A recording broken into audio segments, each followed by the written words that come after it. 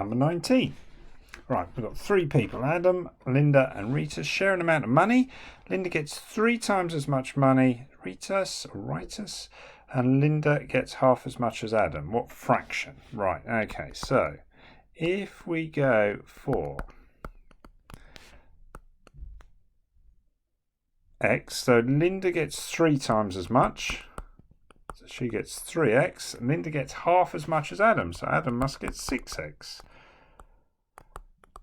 So we've linked them all together. That's 1, so it's out of 10. So Linda actually gets 3/10. Okay, the x is fairly relevant. Now, number 20. Pens and pencils sold in the shop. 12 pencils, £1.80. The ratio of cost of pen to pencil is 7:3. Right, so 1 pencil. 1 pound. Actually, I'm going to do it in pence. Divided by 12 is 15p.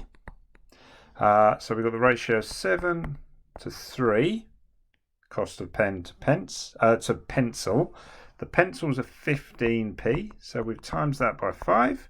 So we times that one by 5. So each pen, so 1 pen, 35p, because I've scaled it up. I've times them both by 5. So 5 pens is equal to 5 times 35. Well, 5 times 35, I think, is £1.75, but I will just double check that. It's £1.75. Notice I put them back in pounds for the answer there. Okay, number 21. 84 is a product of its primes. Well, I'm just going to go by the dividing 2 option. 2 is a prime number. 42 isn't, so I'm going to split 42, 21 and 2, and then 3 and 7. So I've got 2 squared times 3 times 7, product of its prime. Right, find the lowest common multiple. Well, I'm going to use the prime factors method, so I'm going to do 60. Split it, let's go 20 and 3, 2 and 10, 2 and 5. Okay, so I've got 2 squared times 3 times 5. I can draw myself a Venn diagram with a badly drawn sign around it, square rectangle around it. 60, 84. Now the common ones go in the middle, so I've got 2 2s and a 3, and then in 84 I need the 7 there, and in 60 I need the 5 there, and then I just multiply all the numbers together. So 2 squared times 3 times 5 times 7 gives me 420. Now, is that a sensible answer? We're after the lowest common multiple. Well, that's 5 lots of 84 of 420 and 7 lots of 60 of 420. So yeah, that works. Right, number 22. Right, factors of 10. 1, 10, 2, 5. And they've got to go in B, but the even numbers are in A. So actually, 2 and 10 there, 1 and 5 there. Now the even numbers, so I dealt with that. The even numbers are in A, so I've got 2, 4, 6, 8, 10, and then all the other numbers are still in the universal set. So I've got 1, 2, 3, 4, 5, 6, 7, 8, 9, 10. We've got all the numbers. Good. So we've done that bit and that bit. Now a number is chosen random from the universal set. In other words, the whole thing. Find the probability that number is in set A and B. Well, if it's in A and B, it's in the overlap bit. So we've got 2 out of 10, or 1/5. It doesn't necessarily have to be simplified. Okay, so our probability is 1/5. Right, let's go. Next question. Carlos puts tins into small boxes and into large boxes.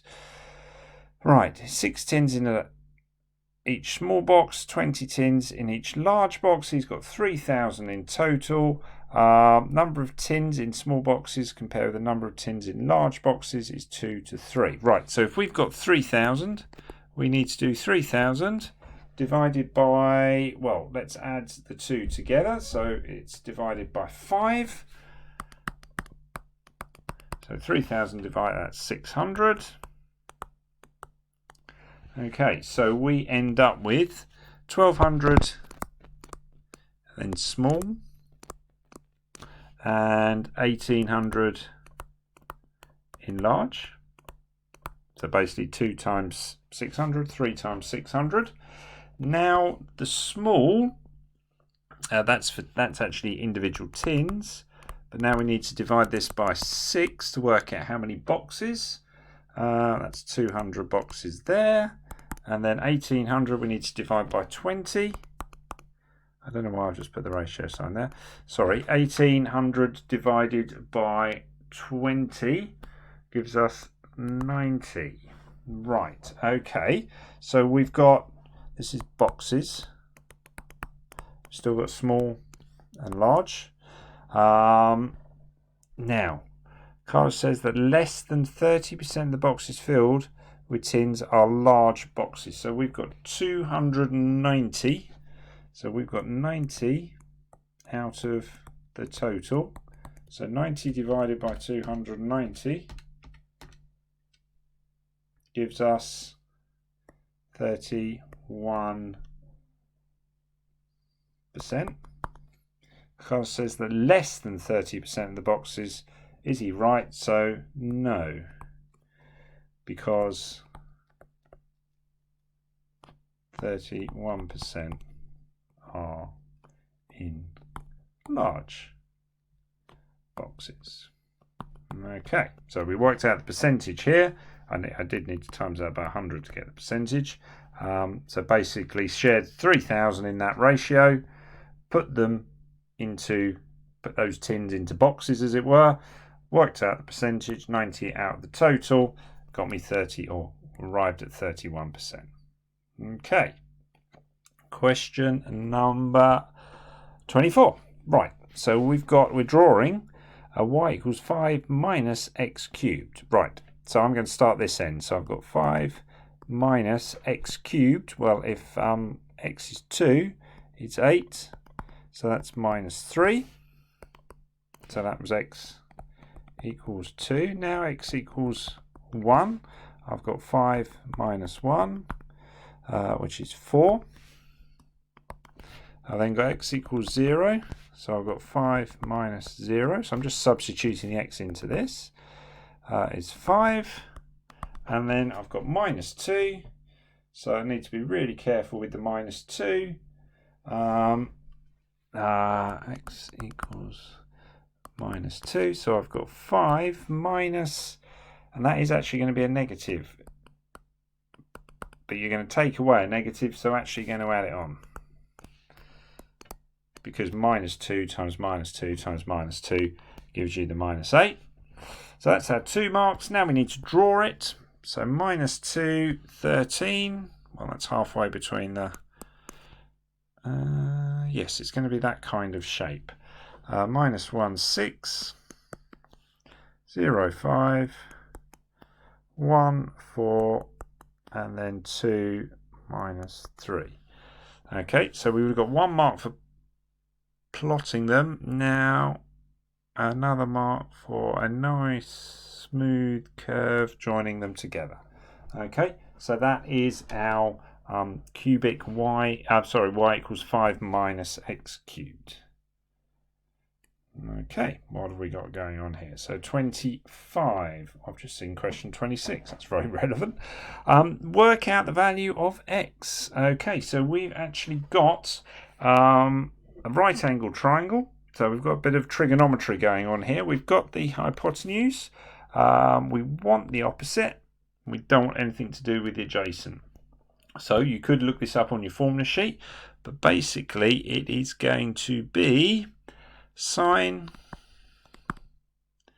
34, sine of the angle, which is equal to the opposite over the hypotenuse. Okay, you might remember the triangle. Remember sine opposite hypotenuse. So we're after the opposites. So we do times these two together. So it's sine 34 times by 178. Tap that into your calculator. 34, remembering to close the brackets. Don't need to do the inverse because we're finding a length, and we should get 99.5 for 2 marks. That's quite harsh. And millimeters. Right, and number 26. We've just been doing these, haven't we? So let's double A.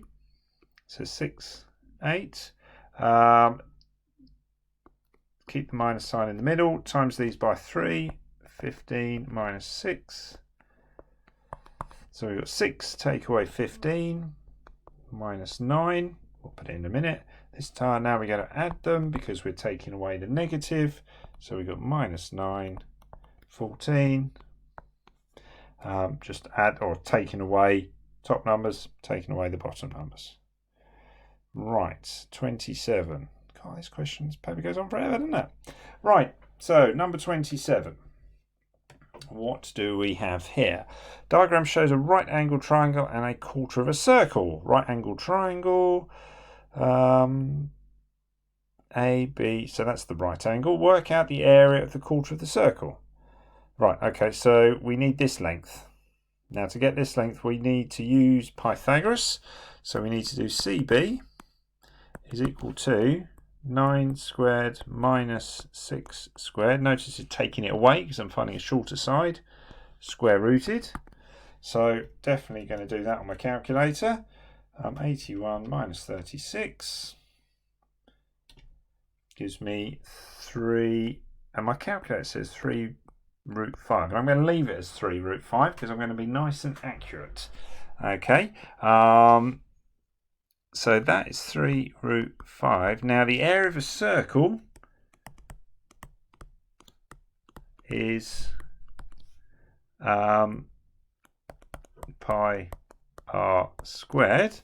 So what I'm actually going to do, I'm just going to use my calculator. I'm going to do pi times 3, but I'm just going to use the answer button, and then I'm going to divide it by 4. Why am I dividing it by 4? Because I only want a quarter of the circle. So a quarter of the circle, and let's go for it. So I need to do shift pi times answer squared divided by 4, which gives me 35.3. Okay, so you can do it all in one calculation there. Right, that's quite a long question. Now, each exterior angle of a rectangle is 15 degrees. Work out the number of sides of the polygon. Well, if you remember, if this was the inside, so this is the polygon in here.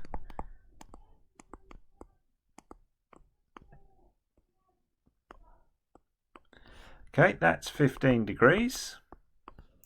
Okay, so we need to do all the exterior angles add up to 360. So we need to do 360 divided by 15, which gives us 24 sides. Oh, look at that for a nice question to finish on. Write down the gradient of the line with the equation. Well, the gradient is the bit in front of the x, or the coefficient. So it's 2. Okay, and that is the end of that paper. Okay, make sure you add up your scores and get your paper handed in.